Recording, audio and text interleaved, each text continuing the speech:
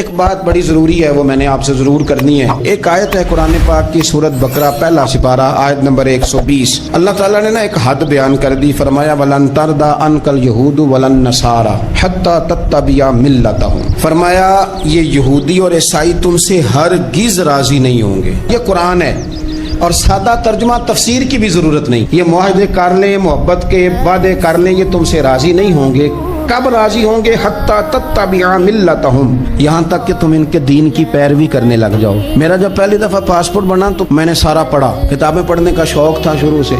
اس کے ہر صفحے پہ لکھا ہے کہ سوائے اسرائیل کے، یعنی آپ پوری دنیا میں یہ سبز ہلالی پاسپورٹ لے کے جا سکتے ہیں، خبردار اسرائیل آپ یہ پاسپورٹ لے کے نہیں جا سکتے۔ یعنی اتنی نفرت کسی ملک سے کہ اس پر لکھ کے چھاپ دیا ہر صفحے پر کہ یہ پاسپورٹ سوائے اسرائیل کے ہر ملک کے لیے کارآمد ہے۔ میرا سوال ہے عرب کے ان لیڈروں سے جنہوں نے اسرائیل کے ساتھ معاہدہ کیا، مجھے بتاؤ تمہیں فلسطین کی بیٹیاں بھول گئی نا ساری کی ساری؟ تمہیں وہ ماں بھول گئی نا جو مسجد اقصیٰ کے دروازے پہ کھڑی ہو کے چیخیں مارتی تھی اور کہتی تھی کوئی علی کو خبر کرو کہ میری بچیاں قید میں ہیں؟ وہ بھول گئی؟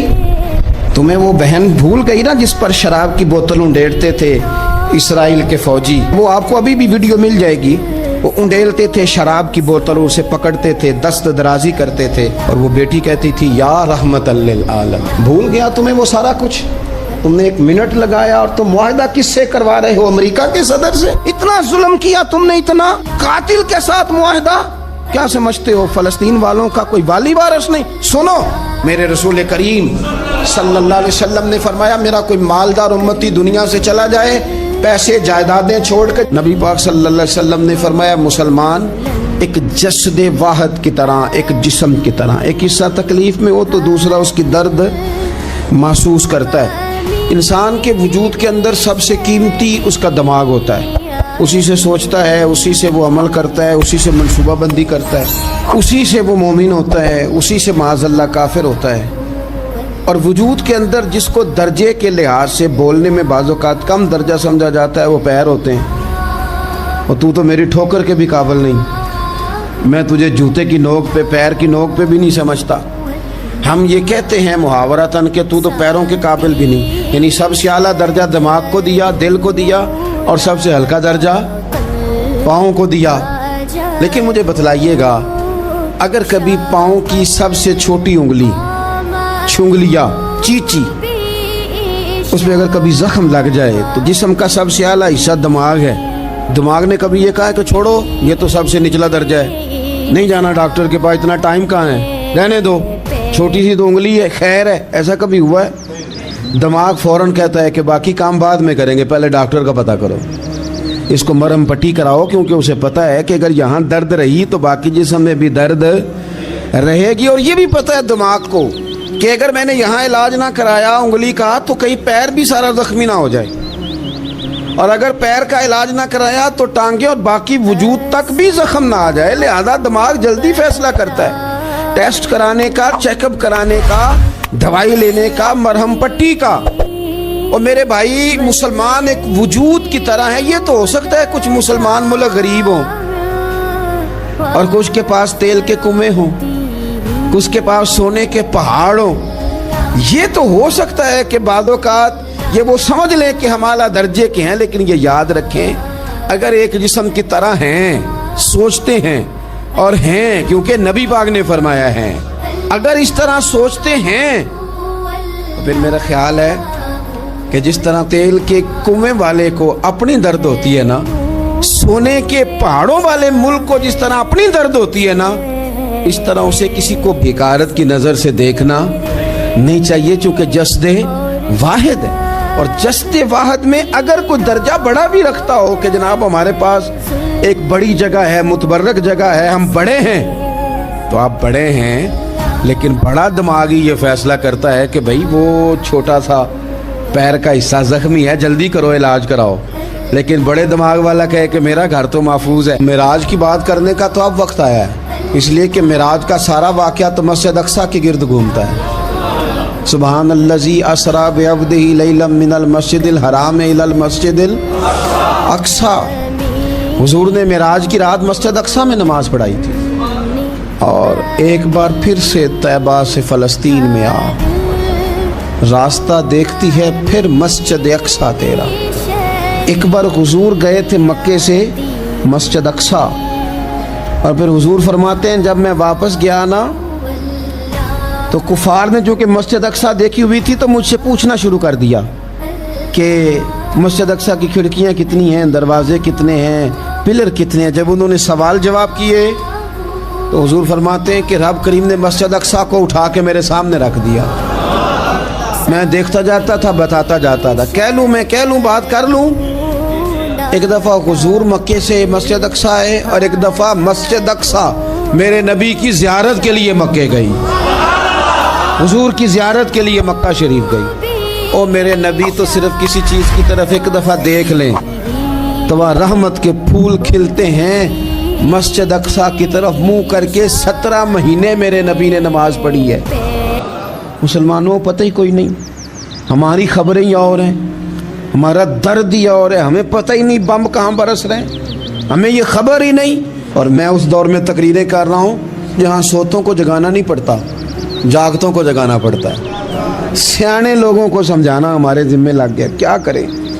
اس قوم کو سکھانا پڑتا ہے جسے پتہ سارا ہے لیکن جان بوجھ کے آنکھیں ہماری بند ہیں۔ یہ مولوی کو بات کرتا تو لوگ کہتے دیکھو مولوی گالی دیتا ہے، لیکن اگر قائد اعظم محمد علی جناح کہے کہ اسرائیل امریکہ کی ناجائز اولاد ہے تو پھر تو تمہیں ہضم کر لینا چاہیے نا، پھر تو لیبرل کو بھی ہضم ہونا چاہیے نا کہ قائد اعظم نے کہا ہے، اور اس ناجائز بچے کو تم نے اتنی طاقتیں دے دی کہ وہ مسلمانوں کے قبلہ اول میں نماز پڑھنے والوں کو بھی نہ بخشے۔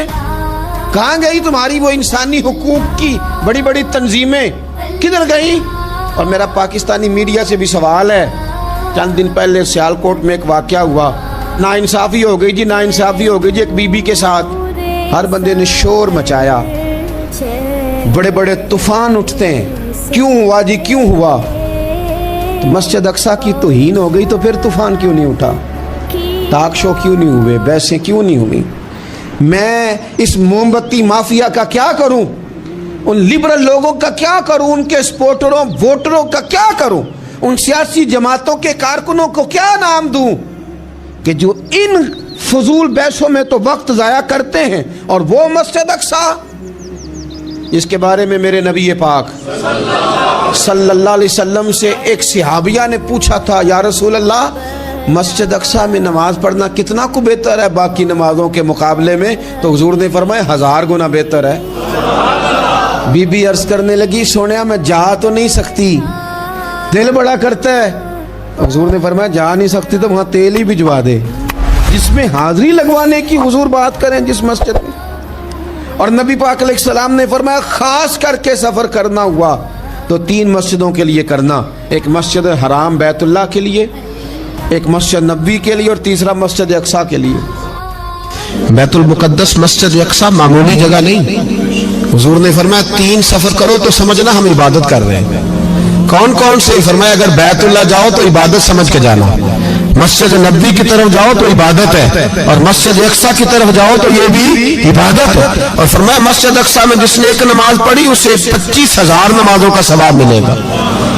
اور میرے رسول پاک نے یہ وہ مسجد ہے جس کے ساتھ معراج شریف جڑا ہوا ہے۔ قرآن پاک نے کہا کہ اس مسجد میں سبحان الذی اسری بعبدہ لیلا من المسجد الحرام الی المسجد الاقصی۔ مسلمانوں قرآن کہتا ہے کہ تمہارے معراج کی شان رسول پاک کی مسجد اقصیٰ سے جڑی ہے۔ جس محبوب کو رب معراج کرائے تو مسجد اقصیٰ میں لا کے کرائے۔ وہ جگہ معمولی جگہ ہے، وہ معمولی جگہ ہے مسجد اقصیٰ۔ نبی پاک نے وہاں نبیوں کی امامت کرائی، 17 مہینے اس مسجد کی طرف منہ کر کے تیرے اور میرے رسول نے نمازیں پڑھی۔ چھوٹی جگہ ہے اور پوری دنیا کا مسلمان اسے چاہیے شرم سے گڑ جائے۔ ایک امریکہ کا صدر بول کے کہتا ہے کہ اسرائیل کو اجازت ہے اسے دارالحکومت بنائے، اور مسلمان حکمران بیان دے رہے ہیں ظالموں لٹیروں تم اپنی سیاستیں چمکانے کے لیے پہلے ایک دوسرے کو گالیاں دیتے ہو، پھر اکٹھے بیٹھ جاتے ہو نمبرنگ کرنے کے لیے۔ تم دین کے اس مسئلے میں سارے اکٹھے کیوں نہیں بیٹھے؟ سارے پاکستان کے سیاستدانوں کو، علماء اور مشائخ کو چاہیے تھا ایک پیج پہ اکٹھے ہوتے، اکٹھے بیٹھ کے ایک بیان ہی دے دیتے، ایک بات ہی کر دیتے. پھر میرا سلوٹ ہے ترکی کے صدر کو، پھر میرا سلوٹ ہے ترکی کے صدر کو.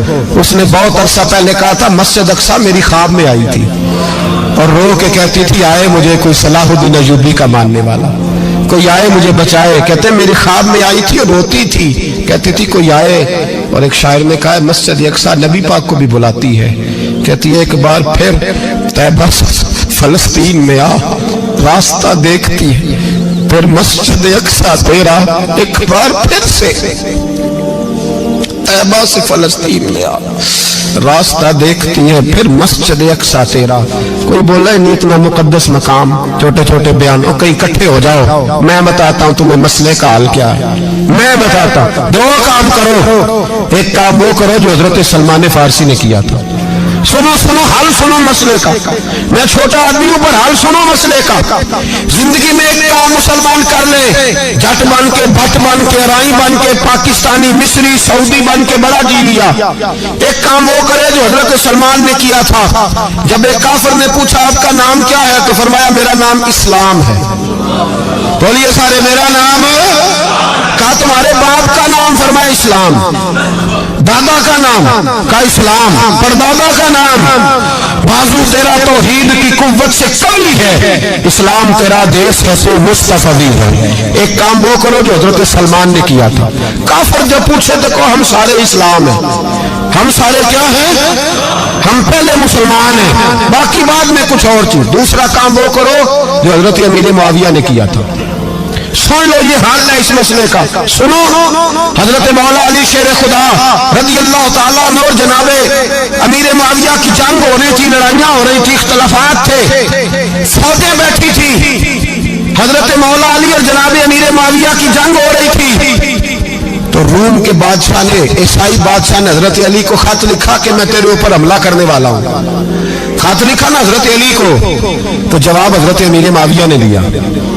چاہیے تھا نا مولا علی جواب دیتے، حضرت امیر معاویہ بولے اور بول کے کہنے لگے اور روم کے کتے ہم گھر میں جتنا مرضی لڑے، یہ نہ سمجھنا تو علی پہ حملہ کرے گا تو میں تماشا دیکھوں گا. فرمایا تو علی پہ حملہ کر تو صحیح، علی سپہ سالار ہوگا اور امیر معاویہ اس کا سپاہی ہوگا. گھر میں جتنا مرضی لڑے پر رسول اللہ کے نام پہ ہم اکٹھے ہو جایا کرتے.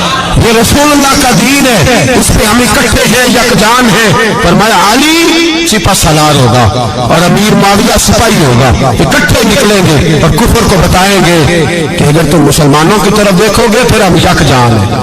پھر ہم بولیے پھر ہم گنبد خضرا کے سائے تلے ایک ہیں، ایک ہیں، ایک تھے اور ایک رہیں گے. اس لیے یہ دو کام اگر مسلمان کرے، دو کام ٹھیک ہے، اختلاف ہو گئے، بڑا کچھ ہو گیا، لیکن ان سے کہیں کہ جب تم آؤ گے تو پھر ہمیں علیحدہ علیحدہ نہیں پاؤ گے، پھر ہمیں تم اکٹھے پاؤ گے، اکٹھے میدان میں نکلیں گے. اور کوئی اتنی لمبی چوڑی بات نہیں، میں کیا کروں، میرا تو آئیڈیل بنتا جا رہا ہے طیب اردگان.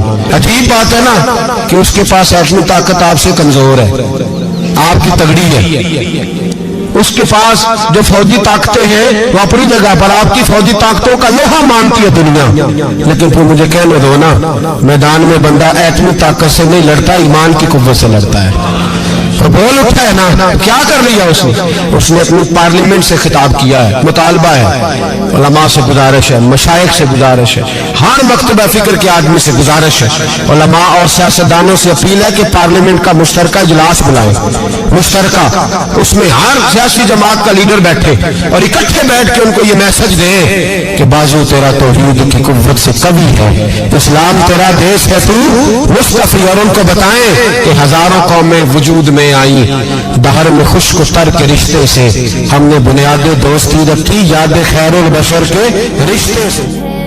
مسلمان ہی نہیں ہوتا. صلاح الدین ایوبی اپنے خیمے میں بیٹھے تھے، ایک بی بی آ گئی، उस कबीले का कोई शख्स मुसलमान नहीं होता। बीबी आई आके कहने लगी मेरे 4 बेटे जंग में खो गए, छोटे छोटे बच्चे जंग में खो गए, मिल नहीं रहे। फौजियों को हुक्म दे मुझे मेरे बच्चे तलाश करके दें। सलाहुद्दीन अय्यूबी ने झट पर सर पे इमामा बांधा, नेजा पकड़ा, सीने बंद बांधा, अपने जुब्बे को समेटा और बाहर कहने लगी तू किधर जा रहा है? कहने लगा मैं खुद तेरे बच्चे तलाश करके दूंगा। सलाहुद्दीन चंद सिपाही साथ में गली गली निकले, गली गली फजर के निकले, असर हो गई, थक गए। 2 नमाजें सहरा में पड़ी, जंगल के अंदर पहुंचे तो एक कोने में 4 बच्चे एक जगह डरे और सहमे हुए बैठे मिले। सलाहुद्दीन अय्यूबी उठा के लाए, माँ को कहने लगे तेरे बच्चे हैं। निकला इसलिए था कि मेरे नबी ने फरमाया बच्चे जुदा हो तो माँ को दर्द बड़ा होता है, और मेरे रसूल ने फरमाया था जब जंग करने जाओ तो खेत बर्बाद न करना, फसलें तबाह न करना, बच्चों को माँ से जुदा न करना। फरमाया मैं सोच रहा था तेरे बच्चे कहीं मेरी वजह से जुदा हो गए तो मुस्तफा को जवाब क्या देना। फरमाया तेरे बच्चे ढूंढ के लाया हूँ। बच्चे माँ के पास आने लगे तो माँ ने बड़े बेटे के मुंह पे थप्पड़ मारा। कहता अम्मा क्या हुआ? कहने लगे तूने सुना नहीं कि दुश्मन के बच्चों की इतनी हिफाजत करता, मेरे पास ना जा, उसके कदमों में बैठ जा। जिस नबी के गुलाम इतने सच्चे हैं वो नबी कितना सच्चा होगा। बनु कुरैजा और बनु नुज़ैर 2 मोहल्ले थे यहूदियों के। यहूदियों ने बड़ी आहत शिकनी की तो नबी पाक सल्लल्लाहु अलैहि वसल्लम ने उनको बेदखल कर दिया, मदीने से निकाल दिया, मदीना मुनव्वरा से। यहूदी निकल गए मदीना तैयबा से, तो जब वो निकल के जा रहे थे तो उनके मकान, उनके बाग, उनकी जायदादें बच गई। नबी पाक अलैहिस्सलाम ने अंसारे मदीना को पहले बुलाया। जाग रहे हैं ना आप लोग? पैसे आते किसी को बुरे लगते, अब तो ये भी हलाल हराम की तमीज भी उठती जा रही है।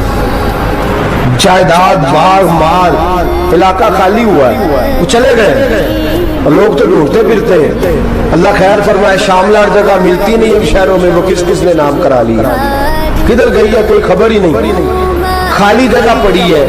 मेरे नबी पाक अलैहिस्सलाम ने पहले अंसारे मदीना को बुलाया। हुजूर ने फरमाया अंसारियों बहुत बड़ी जायदादें यहूदियों की, बनु नुज़ैर और बनु कुरैजा महल्ले खाली हो गए, मेरा दिल करता है वो तुम्हें दे दूं, इसलिए कि तुमने अपने मुहाजिर भाइयों के साथ बड़ा ताउन किया, जायदादें तुमने दे दी हैं, मकानात दे दिए हैं, बड़ा कुछ तुमने दिया है, मेरा दिल करता है वो तुम्हारे नाम कर दूं।